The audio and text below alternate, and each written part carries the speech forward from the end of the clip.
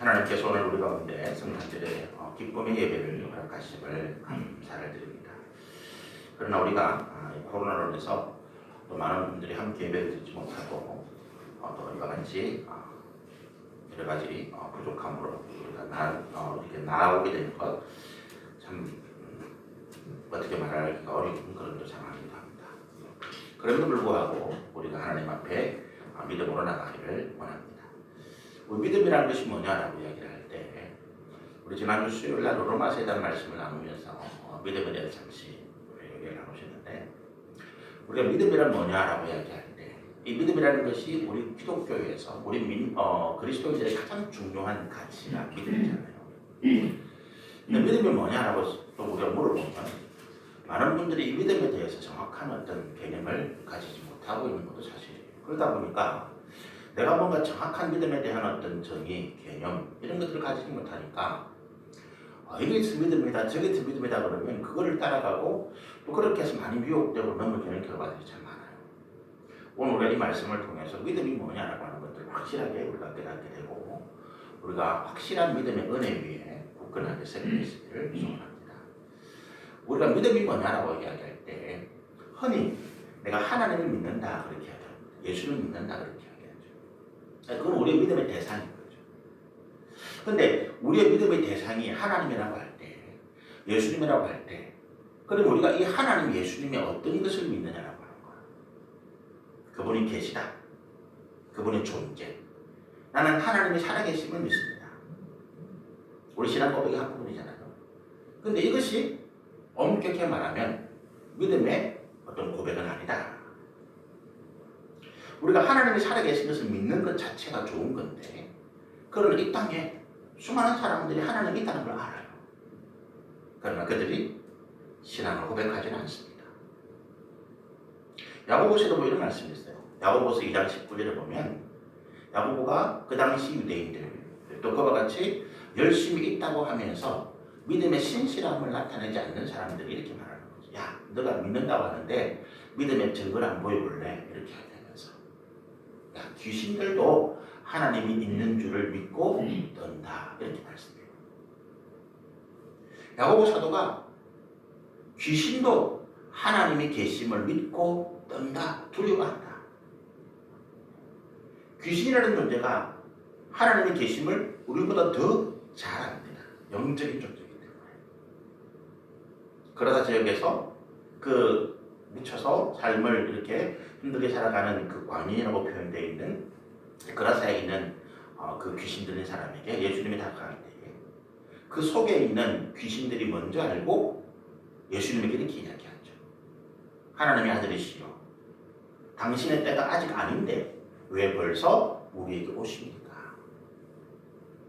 예수가 하나님의 아들이라는 사실을 그 주변의 제자들도 모르고 심지어는 예수님의 육신의 어머니인 마리아도 또 예수님과 함께 자랐던 그 형제들도 모르고 같이 자란 고향의 친구들은 예수님이 하나님의 아들이다 기적을 나타낼 때 예수님을 향해서 미쳤다라고 말하는 그런 사람들이 대다수였잖아요.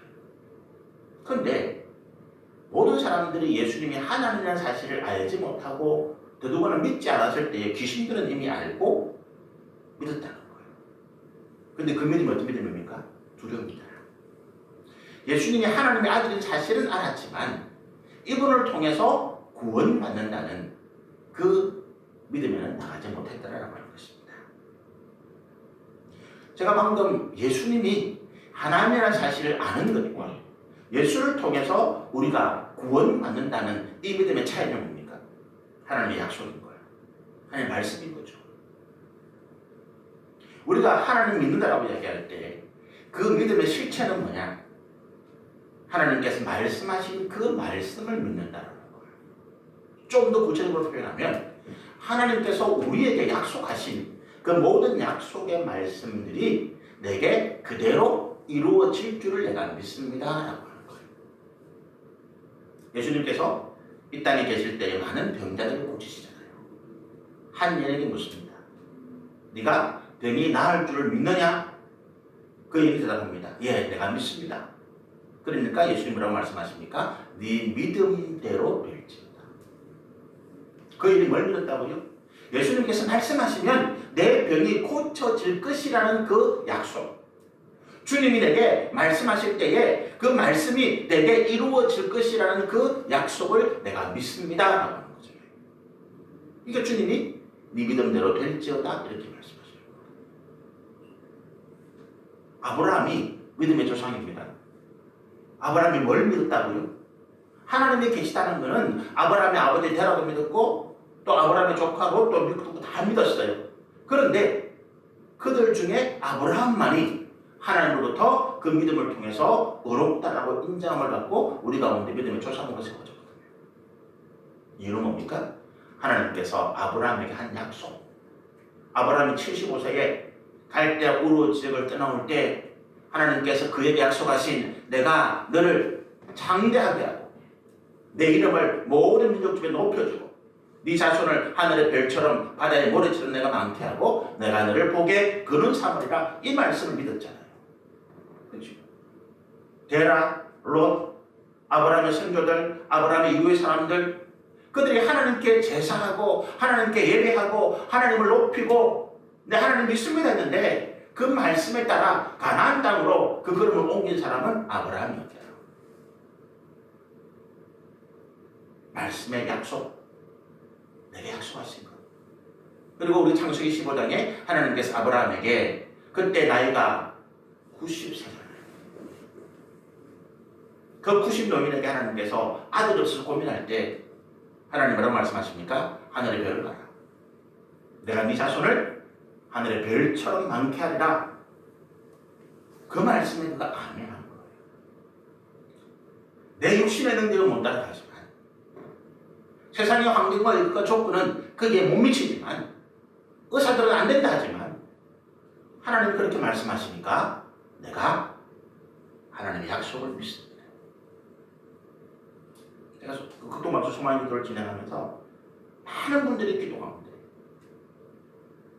그 약속을 따라 믿고 하나님께 의지한 사람들의 기도는 다 응답되어지더라고요. 우리의 믿음은 그런 거예요. 단순히 하나님이 계십니다 이게 아니에요. 하나님께서 내게 약속하신 것을 내가 믿습니다. 뭘 통해서? 우리 믿음의 근거가 뭐예요? 하나님이십니까? 여러분 이거는요 내 믿음의 근거로서 오래 가지 못해요. 내가 뭔가 확신하게 붙잡아야 돼요. 우리가 왜 자꾸 믿음에 약해지는가 하면 믿기는 믿는데 내 믿음의 근거가 불확실한 거예요. 하나님 눈에 안 보이니까 하나님이니까 믿는다. 안 보이는데 뭐 안 들리니까 의심하게 되잖아요. 우리에게 가장 확실한 믿음의 증거는 뭐냐 하면 구약의 과거에 하나님께서 우리 믿음의 선조들에게 우리 믿음의 조상들에게 하신 약속들이 하나도 빠짐없이 다 이루어졌더라라고 하는 거예요. 과거에 하나님께 약속하신 것이 하나도 빠짐없이 다 이루어졌더라. 광야 40년 동안 이스라엘 백성들이 늘 하나님을 원망하고 불평했잖아요. 그 이유는 뭡니까? 그들의 삶의 환경이 지금 척박하더라는 거예요. 지금 물이 없고 지금 먹을 음식이 없고 지금 대적의 위험 앞에 우리가 노출되어 있더라는 거예요. 그때마다 하나님 하신 말씀 뭐예요? 야 내가 애굽 땅에서 그 10가지 기적을 통해서 너희를 구원해낸 사실을 너희가 잊었느냐? 홍해를 마른 땅같이 너희가 지난 것을 잊었느냐? 과거에 너희를 목마를 할 때 내가 반석에서 물을 내고 메추라기와 만나를 통해서 너희를 먹인 것을 내가 잊었느냐? 그렇잖아요. 하나님의 말씀은 하나님의 약속은 항상 근거를 과거에 대요. 내가 과거에 그렇게 해왔지 않느냐? 그랬던 내가 지금 능력이 없어졌냐? 하나님은 죽었냐? 이런 표현인 거죠. 그 하나님은 여전히 우리와 함께 계시고 그 하나님의 능력은 여전히 우리 가운데 역사하시고 그 하나님이 약속하신 대로 과거에 지켰듯이 그 신실하신 분이 지금도 우리 가운데 지켜나갈 것이다. 이것이 우리의 믿음의 근거예요. 우리가 사람을 판단할 때요. 사기꾼은 과거의 이력을 보면 알아요. 신실한 사람도 과거의 이력을 보면 압니다. 똑같이 말을 번지르르 합니다. 그런데 누가 사기꾼이고 누가 신실한 사람입니까? 과거의 그의 경력과 이력을 보면 알아요. 요즘 우리 이력은 뭡니까? 뭐 남들에게 자랑하기 위한 이력인데 그런데 하나님 앞에서 우리의 이력은 뭐예요? 우리가 과거에 살아왔던 모든 삶의 흔적들, 우리가 어떻게 진실하게 살았는지, 우리가 어떻게 성실하게 살았는지, 우리가 어떻게 참되게 살았는지 하나님 그걸 보고 평가하시는 거죠. 과거에 이 사람이 지금 말은 번들어하게 해도 과거에 이 사람이 보니까 사람을 속이고 감옥 갔다 왔고 또 그래서 사람들에게 피해를 입혔고 그럼 그 사람 말을 못 믿는 거예요. 그런데 이 사람이 참 말을 은은하게 하고 좀 많이 좀 해도 이 사람은 과거의 삶을 보니까 참 성실하고 진실하고 참되더라. 그럼 그 사람 말을 믿을 수가 있는 거예요. 그렇잖아요. 그럼 자기보는 평생 안 못 믿습니까? 아니 지금부터 그가 회개하고 내가 지금 믿어달라가 아니고 지금부터 그가 진실되고 성실하고 참된 삶을 살아가는 이력을 채워간다면 언젠가나 사람들이 믿어줄 거야. 우리가 하나님의 말씀이 약속이 참되다. 어떻게 믿느냐? 과거에 인류의 역사 동안에 인류가 살아왔던 그 모든 삶의 역사 동안에 하나님께서 창세기부터 지금까지 우리에게 약속하시고 말씀하신 그 내용들이 하나도 빠짐없이 다 이루어졌더라 라고 하는 것입니다. 그래서 우리는 하나님을 믿습니다. 그 약속, 그 말씀 어디 가운데 이루어지는 내 삶 가운데 이루어집니다. 그리고 오늘 우리 말씀 가운데 예수님이 태어나실 때에 이 하나님의 약속의 결정체가 예수 그리스도잖아요.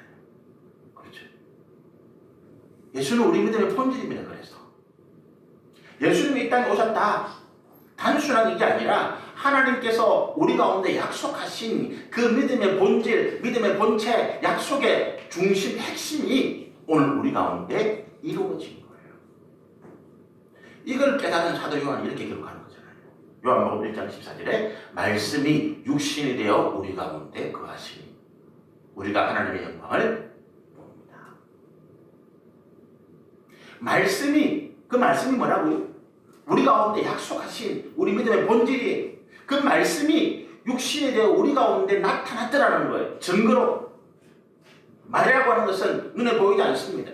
그냥 우리 귀에 한번 들고 나면 우리 귀에 남아있지만 끝인 거예요. 그런데 수천 년 동안 창세기 3장 15절 이후로 지금까지 하나님께서 계속해서 구원자, 이 땅에 참 구원자를 말씀하시면서 기다리실 때에 그 기다림의 실체, 많은 사람들이 이제 하나님의 약속이 거짓된 건가 보다, 아무렇지나 보다 그렇게 의심할 때에 2000년 전 예루살렘에 그 약속의 실체가 나타난 거예요. 그래서 예수 그리스도는 우리 믿음의 본질이에요. 예수를 믿는다라고 하는 것은 우리가 하나님의 약속을 믿는다는 똑같아요. 예수를 믿는다고 하는 것은 우리 가운데 구원하리라고 약속하신 그 하나님의 약속을 내가 믿습니다. 이런 거죠.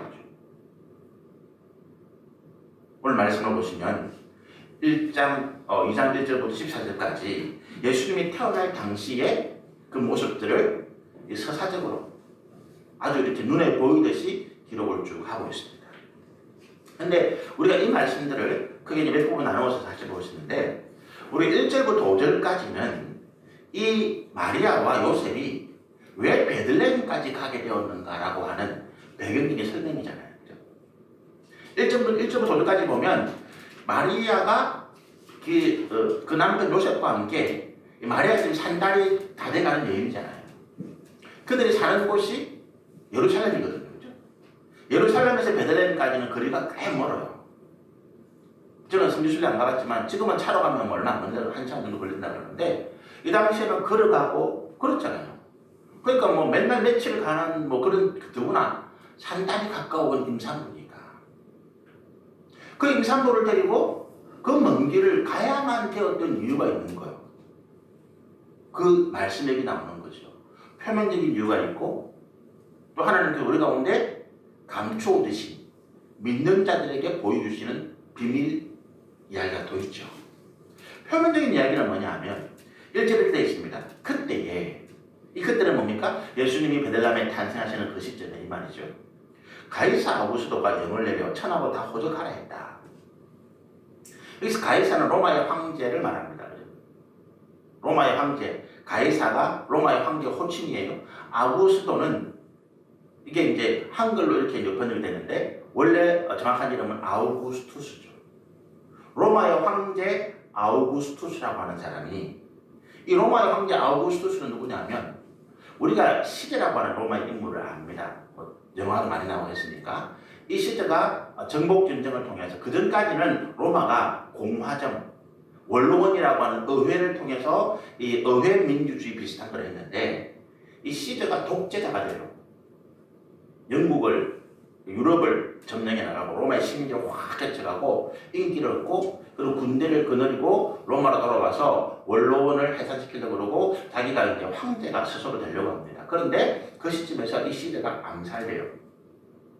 브루투스라고 하는 자기가 가장 신임했던 부하에게 암살을 당하죠. 로마 원로원 앞에서. 그런데 그 다음에 로마가 극심한 혼란에 빠집니다. 내전에 빠져요. 지도자가 절대적인 권력을 가지고 지도가 갑자기 죽으니까 그 다음에 이 후계자를 놔두고 이제 막 다툼을 하게 되는데, 그때 최고의 승리자가 누구냐 하면 이 시제의 양자로 있었던 이 옥타비아누스라는 사람인데, 나중에 이 사람이 황제가 되고 난 다음에 아우구스투스라는 칭호를 받아요. 원로원으로부터. 그 다음 이 사람으로부터 로마가 황제의 나라가 됩니다. 원로원은 유명무실하죠. 뭐 이런 영화들이 참 많아요. 이 시대를 배경으로 했던 영화들이. 그래서 이 당시 로마의 황제인 가이사 아우구스투스가 천하에 명령을 내렸다는 거예요. 로마가 통치하는 모든 식민지, 모든 나라에 뭐라고 했느냐? 각자 자기 고향으로 돌아가서 호적을 해라. 인구 등록을 해라 이 말이죠.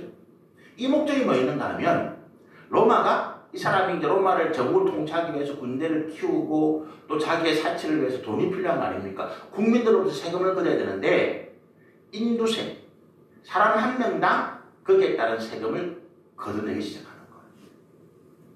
그걸 위해서 로마 제국의 통치하에 살아가는 모든 사람들, 식민지 사람들 할 거 없이 다 자기 조상의 고향으로 돌아가서 거기서 본적의 호적을 등록해라.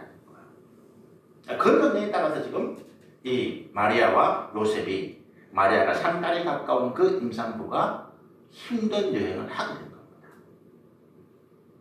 표면적인 명령은 로마 황제의 명령이에요. 그런데 하나님께서 우리 가운데 비밀한 이 일들을 알게 해주시는 거죠. 그 이면에 하나님께서 이 로마 황제의 명령을 통해서 우리 가운데 무엇을 이루고자 하시는가? 이게 뭡니까? 우리가 구약 성경 소선지서 미가세라는 곳에 보면 5장 2절에 이런 말씀이 있죠. 이 베들레헴, 네가 그 당시에는 아주 총구석, 아주 작은 업성이었지만 너는 이스라엘 가운데 가장 크다. 이 이스라엘의 하나님의 통치자가 이 땅에서 태어난 것이기 때문이다. 에브라임, 이브라다야, 이렇게 나오죠. 그러니까 예수님이, 하나님의 아들의 탄생이 그 시골 총구석, 이곳이 다윗의 고향이거든요. 다윗이 태어나고 다윗이 자란 곳이, 예수님이 다윗의 후손으로 온다 할 때 그 의미가 되게 되는 거죠. 그래서 하나님께서 수천 년 전에 미가를 통해서 약속하신 그 말씀, 예수님이 태어나신 곳이 어디냐? 예루살렘이 아니라 베들레헴입니다. 우리가 마태복음을 보면 동방에서 온 박사들이 별을 보고 이 땅에 위대한 왕이 태어날 것이다. 그거를 깨닫고 그 왕을 경배하기 위해서 찾아오는데, 그들이 길을 잃어버리고 예루살렘에서 방황하다가 그 당시 헤로드 왕이 부르죠. 야, 이거 메시아가 났는데 큰일 났다. 메시아가 어디 태어났느냐? 성경학자들이 성경을 다 뒤지고 연구한 결과 어디라고요? 베들레헴입니다. 그 말씀입니다. 표면적으로는 아우구스투스라고 하는 로마의 황제의 그 명령, 자기의 탐욕을 채우고 자기의 권세를 유지하기 위한 악한 명령이거든요. 그런 명령이었지만 그 뒤에는 하나님께서 이 땅에 구원자를 내시기 위해서 수천 년 전에 말씀하신 그 약속을 지키시기 위한 하나님의 섭입니다. 그래서 우리는 이 말씀을 통해서 하나님이 역사의 주관자이심을 다시 깨닫게 되는 거죠. 우리가 살아가는 세상이 만만치 않아요. 우리를 통치하는 위정자들이 뭐 선한 사람도 있고 그렇지 못한 사람도 있잖아요. 선한 분이라 해도 어떤 때는 우리의 삶을 굉장히 힘들게 할 때도 있습니다. 하나님이 계시다면 과연 저렇게 하실까? 그런 원망이 될 때도 있어요. 그러나 하나님은 그런 악한 통치자의 행위를 통해서도 하나님께서 우리 가운데 약속하신 그 비밀한 일들을 이루어 가시더라. 우리의 믿음의 눈이 이런 거잖아요. 우리 육신의 눈은 지금 당장 우리 앞에 있는 위협, 어려움, 환난, 고통을 봅니다. 하나님 계시다면 어찌 이럴 수 있을까? 그러나 믿음의 눈은 그 이면에 역사하는 이 모든 일들을 통해서 하나님의 약속을 이루고자 하시는 주의 뜻을 우리가 바라보는 거죠. 그래서 믿음 안에 있는 자는 평안합니다. 어떤 환난, 어떤 위협, 어떤 고난이 내게 닥칠지라도 하나님 약속이 뭐라고요? 이것이 우리를 무너뜨리지 못한다.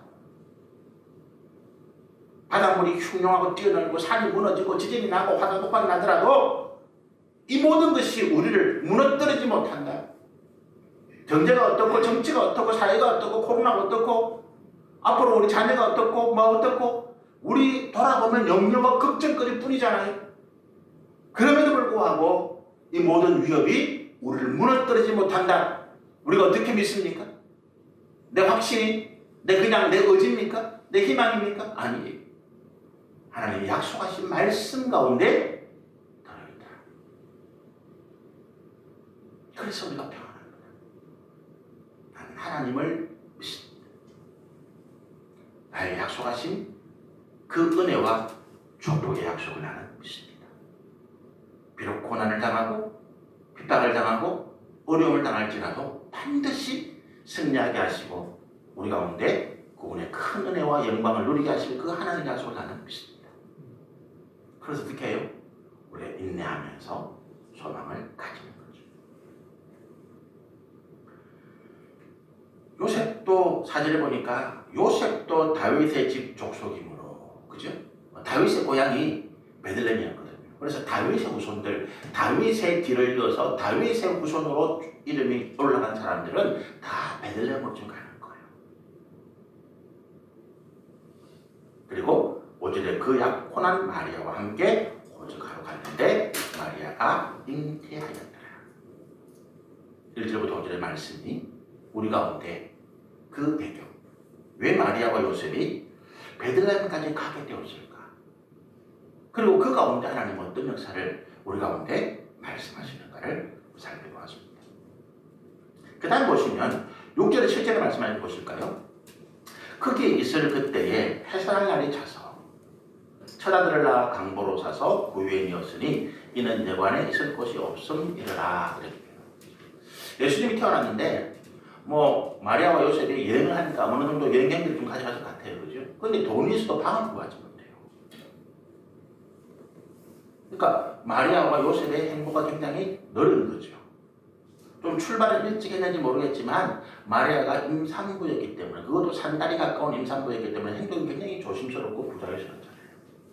그러니까 남들보다 훨씬 뒤처질 수밖에 없었고 겨우겨우 베들레헴에 가보니까 그 좁은 시골에 여관도 몇 개 없는데 있을 곳이 없더라는 거예요. 사람이 꽉꽉 들어찬 거죠. 겨우겨우 말구유, 짐승이 머무는 그 축사잖아요.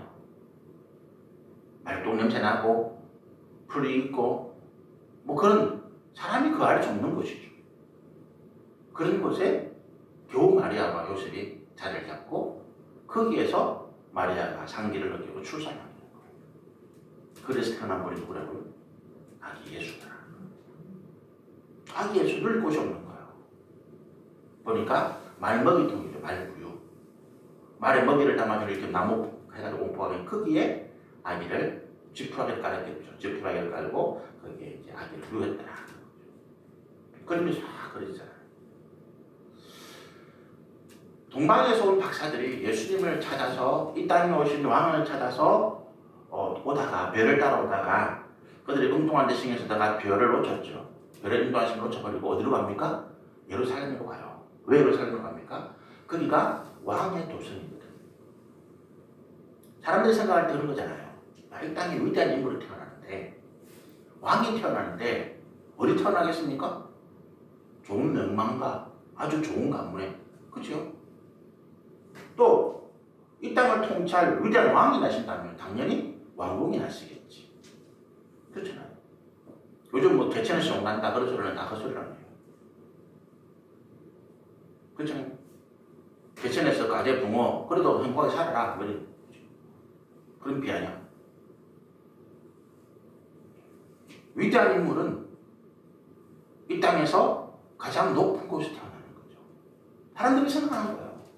그래서 동방 박사들이 왕궁을 찾아갔다. 하나님의 아들이 이 땅에 태어나는데 우리가 이 말씀에 굉장히 의문을 가지는 거죠. 왜 하나님이 이렇게 하셨을까? 그렇죠? 이 말씀을 통해서 우리는 두 가지 중요한 우리 하나님의 계획을 볼 수 있습니다. 우리가 이 이사야서가 예수님에 대한 어떤 메시지를 가장 많이 기록하고 있는 책 성경이라고 말씀드렸는데 이사야서 51장 2절에 이런 표현이 있어요. 예수님이 태어나신 것에 대해서 예수님에 대해서 이사야가 이렇게 표현합니다. 우리가 보기에 아무 흠모할 만한 아름다운 것이 없더라. 가물을 메마른 땅에 싹이 하나 올라올 때 그게 말라 비틀어지가 올라오잖아요. 이게 제대로 될까? 그죠? 그런 정도로 예수님의 삶은, 예수님의 인생은, 예수님의 태어남은 그렇더라. 아무도 거들떠보지 않는. 저런 곳에서 무슨 예수님의 12제자 가운데 나다나엘이라는 사람이 다른 동료들을 통해서 야 우리가 메시아를 만났다. 누군데? 갈릴리 예수다. 나다나엘의 반응이 뭡니까? 야 웃기는 소리 하지 마라. 이 갈릴리 총구석에서 무슨 위대한 선한 것이 나겠다고. 나 그거 안 믿어. 그랬다고요. 예수님이 12제자 가운데 한 사람 나다나엘. 그런데 예수님이 그런 나다나엘을 뭐라고 평가합니까? 이스라엘 중에 참 선한 사람은 이랬거든. 하나님 보시기에 참 선하다 평가받는 사람들이 그렇게 얘기한다고. 근데 나머지 사람들이야 말할 건 뻔하죠. 2000년 전에, 수천 년 전에 예수님이 태어나기 800년 전에 이사야 선지자가 예수님이 나신 것을 이렇게 얘기했다고요. 말라비틀어, 가뭄에 말라비틀어진 땅에서 겨우 싹이 하나 올라오는데 그게 무슨 보기가 좋겠어요. 말라비틀어 사람이 뭐 그냥 쳐다보지도 않고 이건 안 될 거야. 우리가 보기에 흠모할 만한 하나님의 아들이다. 우리의 구원자다. 그렇게 우리가 흠모하고 찬양하고 경배할 만한 아름다운 모습이 우리 이 땅에 태어나신 하나님의 아들에게는 없다. 그런 거 기대하지 마라. 뭐를 보라? 이 땅을 구원하시기 위한 하나님의 놀라운 은혜와 사랑을 보라. 세례요한의 제자들이 예수님께 찾아와가지고 예수님 우리 선생님 세례요한은 감옥에 갇혔는데 언제 이 나쁜 것들을 싹 썰어버리고 구원해 주실 겁니까? 당신이 메시아라면 그렇게 해주시고 아니라면 우리가 다른 사람 기다릴게요. 확실하게 말해주세요. 예수님이 탄식하시면서 제자들에게 말합니다. 야 너희가 세례요한이 광야에서 행동할 때 광야에 왜 갔더노? 아름다운 옷을 입고 귀한 뭐 높은 자리에 있는 사람 보러 갔더나 그런 사람도 왕궁에 있다. 세례요한이 광야에서 납대토를 입고 석청을 먹고 그야말로 사람들이 보기에는 참 아무것도 없는, 그죠? 납대토를 입고 석청을 먹었다는 것은 그 삶이 굉장히 피폐하고 공핍한 상황을 말해요. 풍요하고는 전혀 상관이 없다. 겨우겨우 안 굶어 죽을 만큼 안 얼어 죽을 만큼 입고 먹는다는 그런 상황. 근데 그런 상황에 있는 사람을 왜 보러 갑니까? 사람들이 그 입에서 나오는 하나님의 메시지를 듣기 위해서요. 우리가 예수님을 왜 기다립니까?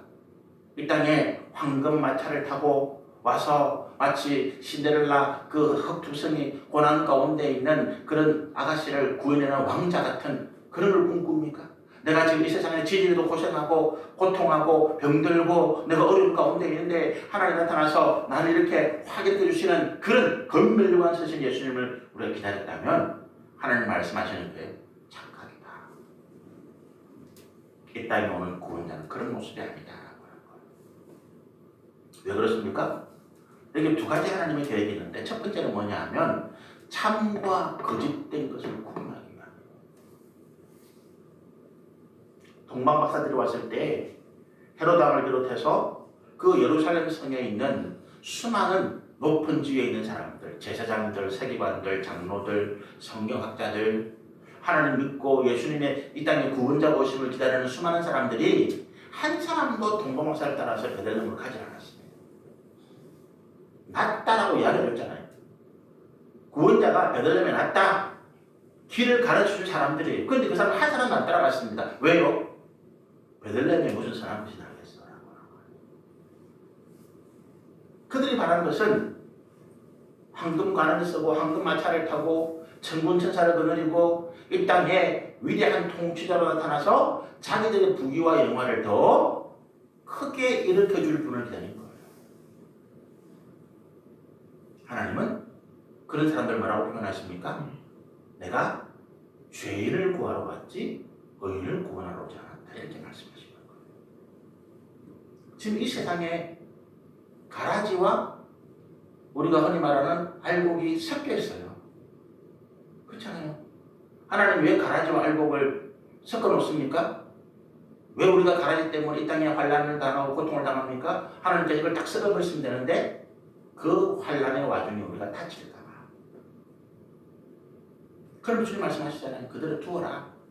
때로는 가라지 때문에 알곡이 먹을 양분을 빼앗기고 그래서 좀 못 마르고 약하게 클지는 모르겠지만 마지막 추수 때에 내가 알곡은 볶아내드리고 가라지는 불에 타오르고. 우리가 예수를 믿는 이유는 오늘 예수가 우리 가운데 위대한 영광을 약속하고 내가 예수 믿으면 모든 만사 형통하고 아들이 서울대 탁탁 붙고 내가 암에 걸리는 거 다 낫고 교통사고 당해도 난 안 죽고 무슨 내 사업이 로또 먹고 사면 당첨되고 이것 때문에 예수 믿는다. 나는 가라진 거예요. 나는 가라진 거예요. 오늘 시대가요. 하나님께서 우리에게 우리의 믿음이 알곡이냐 가라지냐를 시험하시는 그런 때라고 저는 생각합니다. 목회자도 마찬가지고 이 어려운 시기에 개척이 안 돼요. 목사님들이 개척을 두려워해요. 야, 이런 시국에 코로나 때문에 지금 신천지 때문에 무슨 서울에 있는 무슨 어떤 목사님 때문에 지금 교회가 온 국민의 지탄을 받고 손가락 받고 있는 이 상황에서 교회 개척은 사람들 오겠냐는 거지. 안 온다는 거예요. 개척 안 해요. 그리고 교회 유지가 어려우니까 문을 닫고 다른 직업을 택해가는 분도 참 많습니다. 제가 그분들을 비난하려고 하는 게 아니에요. 비난이 아니라 이럴 때에 예수님 말씀하신 것처럼 믿음을 보겠느냐. 그 믿음이 뭐라고요? 하나님의 약속에 따라서 약속하신 그 말씀이 내게 이루어지기를 기다리면서 소망하고 들어간다. 알곡과 가라지의 공모죠. 참과 거짓. 두 번째, 이 예수님이 이와 같이 모습으로 우리 가운데 오신 두 번째 이유는 진리가 누구에게나 열려 있어야 된다는 거예요. 헤롯 왕궁에 태어나서 봐요. 어디 들판에 목자들이 가서 주님을 경배합니까? 못하지. 순서가 안 나. 그렇죠? 진리는 예수님의 구원의 은혜는 모든 사람들에게 열려 있어야 해요. 성경의 수많은 글들 가운데 사도행전, 로마서, 골로새서, 야고보서 수많은 성경에 예수님의 구원을 이렇게 하게요. 구원하시면 하나님의 구원하시면 차별이 없다. 높은 자든 낮은 자든 가난한 자든 부유한 자든 많이 배운 사람이든 못 배운 사람이든 의인이든 죄인이든 그들이 진정으로 예수가 필요하다고 고백하는 그 순간에 주님께 나올 수 있다. 우리 교회 문이 활짝 열려있다. 누구든지 와서 이 자리에서 고백하고 엎드려. 동성애자 우리 배척 안 합니다. 그 동성애 죄악을 우리가 미워합니다. 그러나 그 동성애자가 하나님의 은혜를 구하고 이 자리에 와서 예배드릴 때에 하나님께서 그 영혼을 구원하실 거라는 거예요. 이단의 가르침은 배척해야 되지만 이단에 빠진 영혼들은 우리가 긍휼하게 되는 거죠. 차별이 없습니다. 민족, 종교, 성별, 가진 것 그렇잖아요. 사도 바울이 빌레몬서에서 그 주인을 배반하고 주인의 재산을 훔쳐서 도망간 그 오네시모라고 하는, 그죠? 그 종을 바울이 믿음의 아들로 받아들인 거예요. 그리고 빌레몬에게, 그 주인에게, 너도 이 오네시모를 복음 안에서 형제로 받아들여. 자기 재산을 훔쳐서 도망간 종입니다. 그 종에게 복음이 들어간 거예요. 예수를 믿은 거예요. 그가 구원의 은혜를 깨닫고 하나님 앞에 그 참 필요한 복음의 일꾼이 된 거예요. 차별이 없는 거죠. 종이든 무슨 누구든 간에. 그래서 예수님이 가장 낮은 곳에 누구든지 올 수 있도록 아예 문턱이 없는 게, 문이 없는 거예요. 문이라는 게 없어. 우리가 주님 앞에 나아갈 때 우리를 가로막는 문은 아무것도 없습니다. 다만 뭐가 있어요? 우리의 편견이 있어요. 우리의 편견 때문에 주님께 못 나갑니다. 우리의 자존심 때문에. 내가 이런 사람인데, 내가 이런 사람인데 이런 일도 오겠어? 우리의 편견, 우리의 자만심, 우리의 고집, 우리의 아직 회개하지 못한 우리의 죄가 주님께 나가기를 방설하게 하는 것입니다. 그 외에는 주님 앞에 가로막을 문이 없습니다. 8절부터 11절까지 말씀 보시면 천사들이 들판에서 양을 치는 목자들을 찾아갑니다. 그리고 그들에게 놀라운 구원의 은혜를 전하죠. 저는 이 말씀을 들으면서 이렇게 생각합니다. 들판에 목자들이 자고 있어요.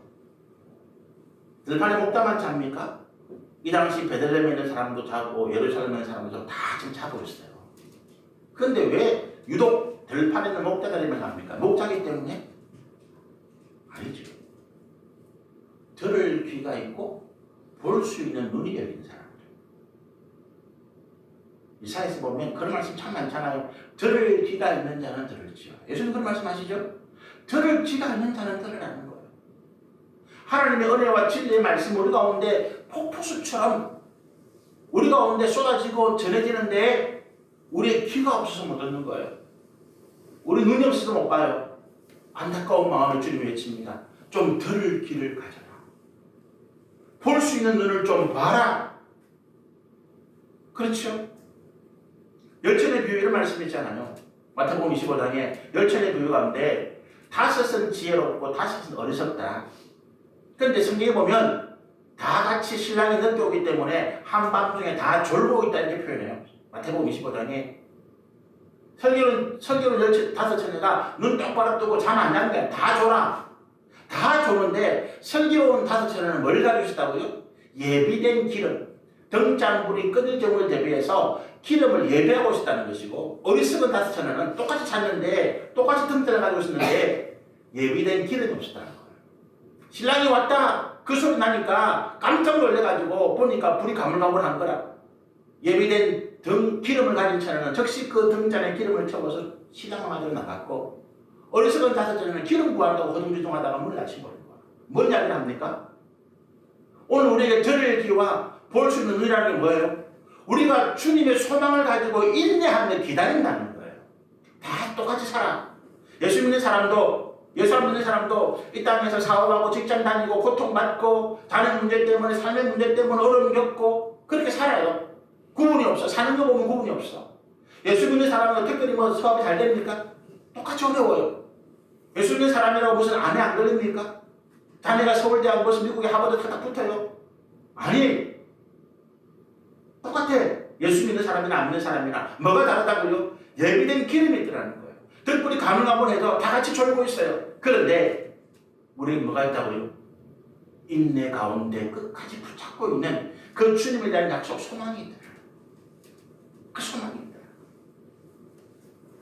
그래서 예수님이 오셨다. 천사가 오늘 이 베들레헴에 하나님의 아들이 구주가 나셨다 할 때 그 소리를 장결의 목자들이 듣게 된 거예요. 그 고통 가운데 하나님께서 반드시 우리를 구원하실 것이라는 그 약속의 말씀을 그들이 붙잡고 있기 때문에 주께서 우리 가운데 은혜 주신 것 같습니다. 우리가 끝까지 인내 가운데 소망을 붙잡고 있는 것, 이것이 우리가 주님의 약속의 말씀에 귀를 열고 있고 우리가 눈을 열고 있는 거예요. 그리고 내게 주님의 그 은혜가 임할 때 다행을 가는 거죠. 저와 여러분이 그렇게 되시길 소원하고 축복합니다. 우리 13절 14절의 말씀은 좀 너무 시간이 많이 되어서 다음 기회에 선정했는데, 결론적으로 천사가 최초로 천사가 이 땅에 예수님의 탄생하심을 전하는 복음이 전파되는 거죠. 예수님의 이 땅에 구원자로 오심을 가장 최초로 우리 가운데 복음을 전해준 사람들은 천사예요. 사람이 아니죠. 그럼 이게 우리 가운데 뭘 의미해요? 오늘 우리가 그 복음을 들었어요. 오늘 우리가 예수의 그 은혜를 입었습니다. 이제 천사가 그 역할을 안 해요. 우리가 아직도 예수의 은혜를 알지 못하는 사람들, 아직도 예수의 복음을 듣지 못한 그 사람들에게 이 천사들을 대신해서 이야기해 주는 거예요. 보라! 오늘 우리에게 구원자가 났다. 고통하는 사람들. 여러분, 지금요, 이 코로나 때문에 집에 못 나가고 실직하고 어려움이 있으니까 특별히 우리 젊은이들이 얼마나 자살률이 높은지 몰라요. 지금 그거 보도가 안 되죠. 우울하니까. 자살률이 지금 2배 이상 높아졌어요. 수많은 젊은이들이 자살하고 있어요. 그들에게 뭐가 복음입니까? 네 인생 코로나로 인해서 무너지지 않는다. 하나님의 약속이 너를 살릴 것이다. 조금만 기다려봐라. 조금만 참아라. 조금만 인내해라. 청도에 우리 팔순 대신 우리 처해 계시는데, 우리가 자주 못 가고 몇 달에 한 번 이렇게 조금 생선 같은 거 사가지고 찾아보면 그분이 그런 이야기예요. 너무너무 외롭다. 말할 사람도 없고, 동네에 전에는 이게 교모당에 모여가지고 같이 밥도 먹고 잠도 같이 자고 했는데, 지금은 이웃 사람들도 안 온다는 거예요. 혼자서 자기들도 안 오고. 그들에게 뭐가 필요해요? 예수의 복음. 사람이 우리 가운데 일을 못 해줍니다. 세상이 우리 가운데 일을 못 줘요. 예수 그리스도. 이 땅에 우리의 구원자로 오신 이 우리의 하나님, 우리의 구원자이신 그리스도 예수가 우리의 위로가 되고 소망이 되고 우리에게 놀라운 하나님의 은혜와 역사를 주심을 우리가 천사를 대신해서 전하는 거예요. 그 사명이 오늘 저와 여러분 가운데 있는 줄로